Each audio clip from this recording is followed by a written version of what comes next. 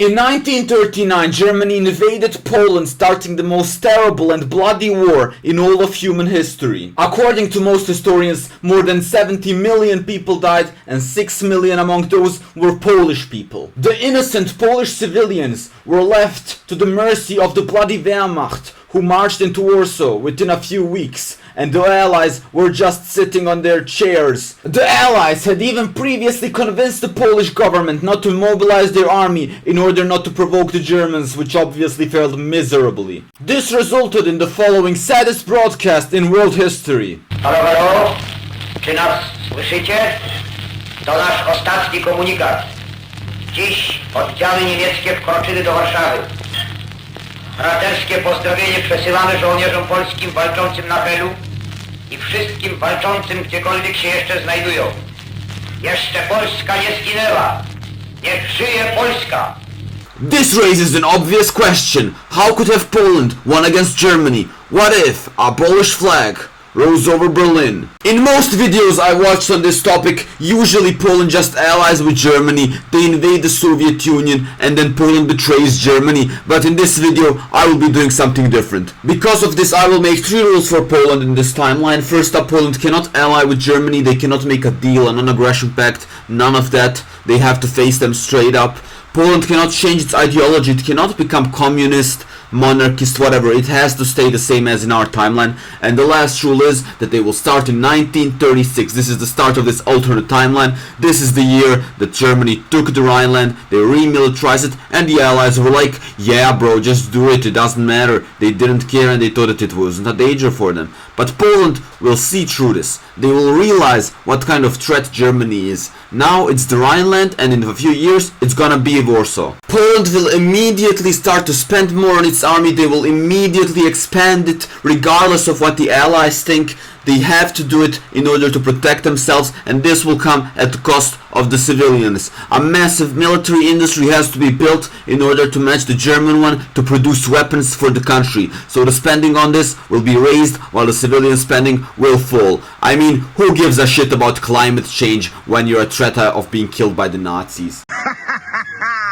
How dare you! Here is a map of Europe. In the middle you can see Poland surrounded by its 2 biggest enemies who led to its downfall, Germany and the Soviet Union. In order to defeat them, Poland will seriously need new allies, and one of the biggest options is Czechoslovakia. However, there is a problem with this idea. Both Poland and Czechoslovakia had a claim to a region called Zaolzie, and in order to ally themselves with Czechoslovakia, Poland will probably have to give up this region forever, and I think that's a good idea. Both of the nations are threatened by Germany, so that increases the chances of the alliance succeeding. And another nation that Poland can seek an alliance with is Romania, because both of these countries have pretty much all good relations already, and both of them are threatened by the Soviet Union. The last good option is Yugoslavia, as this nation is also threatened by Germany and also threatened by Italy. All of these nations are already pretty much friends, they have treaties like the Balkan Pact, and they should be getting along pretty well. All of these nations will need one unifying factor to become one single alliance, and that factor is Hungary, which was being led by the fascist Horthy regime, which had claims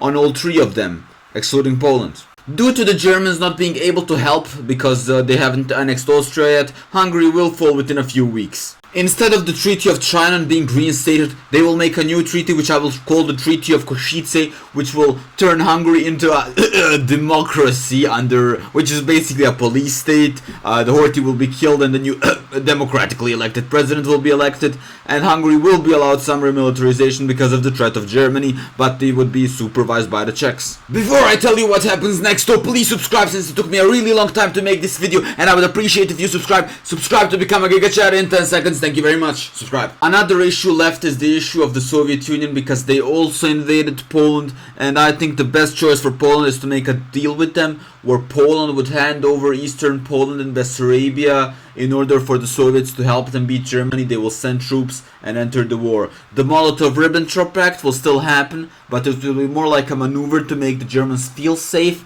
and will also give Stalin 2 options. Just like in our timeline, around the beginning of 1939, the Sudeten Conference will happen, and the war will start this time because Czechoslovakia had friends.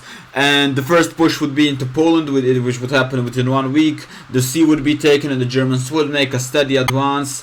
Yugoslavia and Hungary will also see a big push as their armies were not prepared as the Polish ones. An important thing to mention is that Poland is way more militarized here, so they're able to protect for longer, and the Germans would actually have a ton of issues in Czechoslovakia, and they would be very slow because Czechoslovakia was actually heavily fortified and prepared anyways. Soon it will be very clear to the German leadership that the Soviets would also enter the war as the troops started to appear on the borders, and the Germans will continue to make a push into Yugoslavia and Czechoslovakia at a very slow but steady pace, and the Soviets will protect Poland, but it will not be enough as the Germans will get closer to Warsaw. At this point the Allies will also start an embargo on Germany in order to weaken them. Germany will not have access to resources like oil and rubber, seriously damaging their war machine. At this point most of the Soviet army will be at the front lines, but this will not stop the German advance as they would push forward against the disorganized Soviet army. Italy will also see an opportunity to get Yugoslav lands which it wanted so much, and they would demand Albanian subjugation, but Albania would reject and join the intermarium as they would see that it's possible to actually fend off the Italian aggression. The Italians will make coastal invasions on the north of Albania and Yugoslavia, but it will not be enough because the Italians are stupid and incompetent. The Germans will continue their push into both Czechoslovakia and Yugoslavia, and due to a lack of resources and help, Czechoslovakia would capitulate and the Slovaks will make a rebellion, but they will be quickly shut up by the Soviet soldiers who were stationed there. The Bulgarians would also use this as an opportunity to support terrorist rebel organizations in both Romania and Yugoslavia called the IMRO. At this point the Soviets will march into the Baltic states except Lithuania, who will be very well connected to the Polish and eventually join the war. The Bulgarians will be preemptively invaded by both the Soviets and the Romanians in order to establish a new regime there which does not support the rebels. At this point the Soviet troops and the Polish troops will successfully launch a counter-offensive into Königsberg, East Prussia. The Yugoslavs will liberate parts of Bosnia, and a big push will start to retake the German lands. At this point, massive parts of Hungary and Czechoslovakia will be liberated as well. Realizing that he has caused them to lose the war, the Wehrmacht generals will coup Hitler and establish a new government. But it won't last long as a German revolution will happen in the homeland. Italy will also quickly fall out of the war afterwards as the Grand Council of Fascism will depose Mussolini, or a revolution could also happen, either one of those. The German army will go back to Germany as the Intermarium troops retake East Prussia and Austria. The Allies will seize the Rhineland as Germany is undefendable. Hitler will be exiled, or he will go there himself, to Spain, and he will stay in Spain until something happens to him. A new border will arise with completely new borders, and the Soviets will now ask for what they have been granted, the Eastern Poland and Bessarabia, but Poland will be smart and they will reject the deal in order to prevent another partition. They will call in the British and the French, and the Germans will join in order to get some of their old territories back. Finland and Turkey are also prime candidates to join as they have interest in the territories of Azerbaijan and Karelia.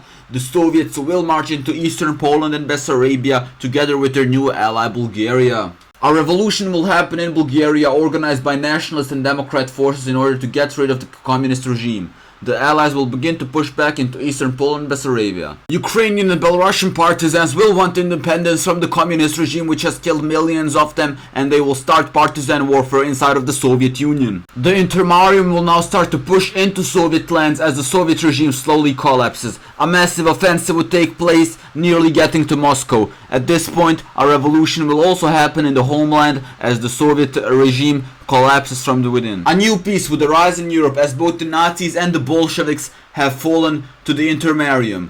The Allies will now start their last offensive into Spain in order to get rid of the Franco regime and to kill Adolf Hitler. Now Europe is finally at peace and Poland is saved from a oh my god, a stupid ambulance.